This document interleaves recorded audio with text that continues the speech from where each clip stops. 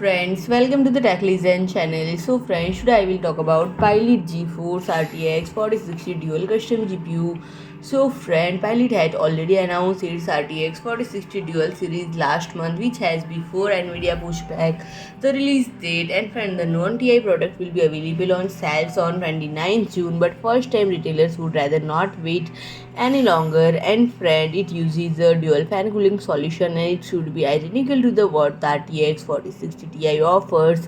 Both models were announced together, but Pilot did not update their website with the details on the cheaper variant. The only thing we know about the card is it features a product code of NE64060019P11070D. And friend, the first model price is €339 and the second model MRP is €329. We are looking at a $10 higher price. And friend, the RTX 4060 non-Ti will feature an 8107-300 GPU with 3072 quad-cores and 8 GB of GDDR6 memory attached to a 128-bit memory bit bus. And friend, it will feature 1280 quad-cores, fewer than the Ti variant, and the memory speed will be downclock at 17 Gbps. So friend, if you liked my video, please do like, share and comment, and don't forget to subscribe my channel and press the bell icon.